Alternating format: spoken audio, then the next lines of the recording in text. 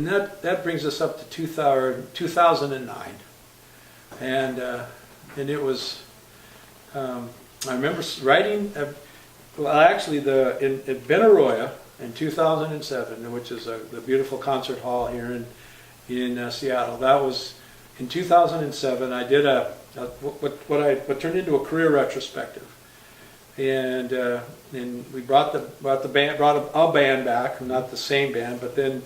And you were a huge part of it, and I remember reaching that point where I thought, okay, I've got to kind of change a little bit of how I work and how songwriting had given me so much, but it had also taken a penny more, or just a little more than it had given. And so beginning in 2007, I kind of changed the way I approached songwriting and the way I'd kind of the attitude toward it, and out of that came many, but two finished products. One was called Following the Light, which features Paul Prestopino, and he played with Peter Paul and Mary and Chad Mitchell and Paul Gabrielson, who plays with the Kingston Trio, and we did it in Ted's studio, and that's a solo album.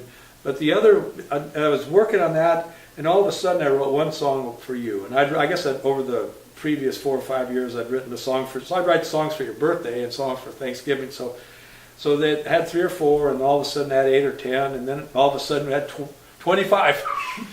And we decided that we would make another album. Catchy title too. Well, we didn't really exactly have the title until I realized that we decided that we were going to see if all these players were first still alive and if they were still playing. Mm-hmm. And so Dan Dean, Tom Collier, John Morton, who we work with quite a bit, and Ted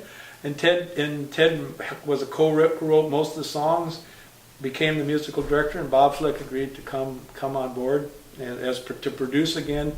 Reed Ruddy, who's been a friend for 30 years, he's now the studio manager. He engineered, and we brought in as a special guest Carl Olson, who took a guitar spot.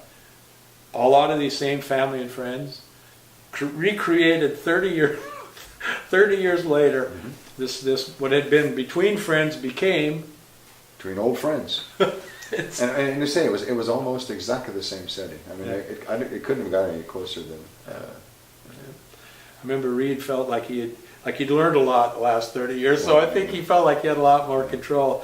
And I think one of the things that was so amazing is that you and Connie had taken off earlier in July so the recording was going to be set for Labor Day, and that in July you had taken Connie on sort of a grieving trip because she'd lost her sister earlier, and this was her first chance that she could have a few weeks or a little bit of time and you said, well, okay, Connie, what do you want to do? And she said, I want to chase tornadoes. Chase tornadoes. And fortunately, there weren't any tornadoes.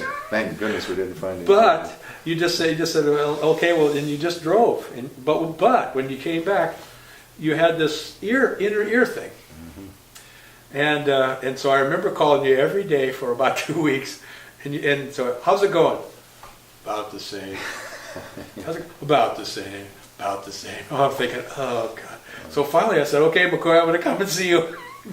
And we did. And this was the most amazing part. I came, we sang all 20 songs, got up the next morning, and I remember saying, okay, McCoy, 80% of me believes this. You're more important than this project. But and then we sang it all again. We sang the whole album again, and you said, okay, I can still sing. Let's do it. And so we spent the next 3 weeks getting ready. And the unbelievable thing is, without that kind of trial and tribulation, or I guess because of that, and what you had to go through and what it meant, I really feel like that added tension and tribulation added to the fabric that was that album, and it was our friendship. I agree. It was made it very cohesive. I think the time we put into it and the circumstances that surrounded everything. And I didn't know if it was going to work. Yeah. Because I didn't know when I was going to fall off the stool again. As far as it's unbelievable. Yeah. One of those times again. Yeah. And it turned out beautifully. And then there was, ironically, because we were having trouble figuring out getting studio time, because now that Reed Studio is where all the big acts, they come whenever they want. Dave Matthews, I think, was working when we wanted to be there. And for some reason, he didn't kick Dave Matthews out to get to us. And so we had Labor Day, and we got it finished, but we got it finished in such a way that the Between Old Friends, the Brothers Four's 50th anniversary, golden anniversary, and Following the Light all came out at the same time.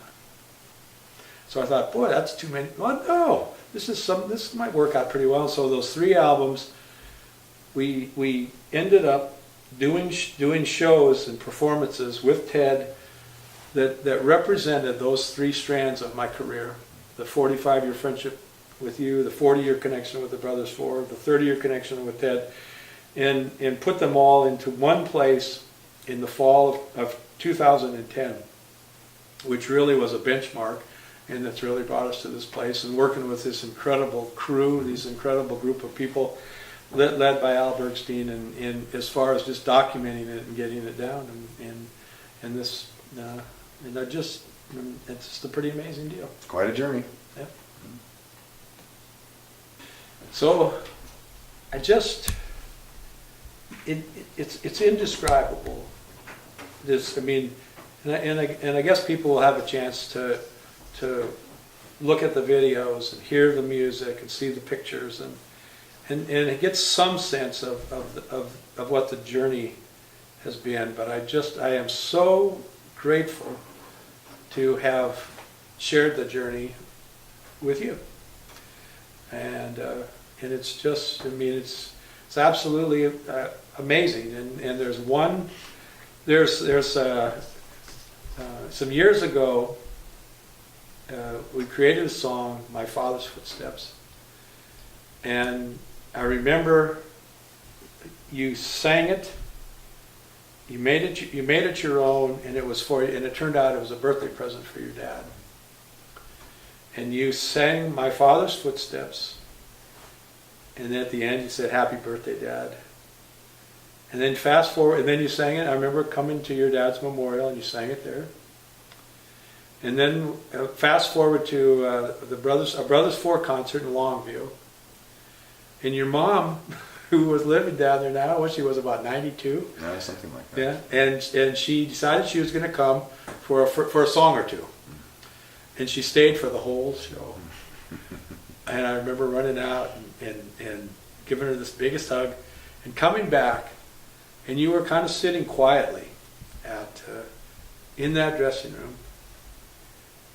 And in essence, what you said, it means, so there's, for many of us, like the last thing I told my dad, when he was healthy, the last thing I said was, I love you, and to have really had that good fortune. And you were able to say, those 2 moments, instead of saying, I wish my dad I'd given that song to my dad, or I wish my mother had, you're able to say, those 2 moments complete a circle for me, and I'm really, and it feels good. Yeah, because the song for my father that you wrote, My Father's Footsteps, that I sort of stole and made my own, but my dad and I weren't the best communicators in the world. And this song at that moment probably said more in our lives, my dad's life and mine. They probably said more in that 2 minutes than it had said the previous how many years. And he acknowledged it the way he acknowledges things. It was with a sort of a smile and a nod. It was pretty much, and I knew at that time that he knew what I was talking about. And my mother, it's just for her to be a part of what we were doing at that time. And you're right, she was going to come for the first half or whatever, maybe I can make it down in her inimitable way. But she ended up just enjoying the heck of herself, big smile on her face. And my sister brought her along and dedicated a song to her, I think, that night. And she was just on top of the world. So great And, evening. well, and speaking of your sister, that reminds me of your mom's memorial. And so she was, I think it was Sharon who said, and whenever the McCoy family, which is your mom and dad and you and Sharon, so your older sister, kid brother, so mom and dad in the front seat, older sister and you and your mom and dad are up in the front seat singing the melody, and your older sister getting the easy harmony, and you're stuck back there, the little kid brother, trying to find a voice, Trying to find my trying niche. to find a niche, trying to find a place. Yeah.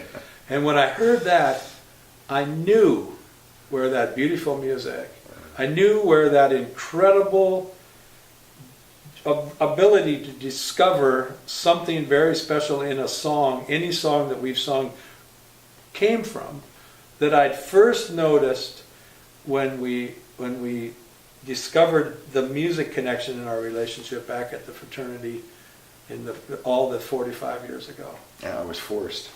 I I was forced. I was of the 4 people in our family. I was low person on the totem pole as far as voice goes, and they were all 3 of them very good singers. And I had to find a spot somehow and be heard, because if I just sang melody, I wouldn't be heard at all. Yeah, that's it. So you're right. I had to find my voice, and because of that, here we are. Yeah. And with that, McCoy, I just want to say with a lot of gratitude, just how much I love you. I love you, and thank you.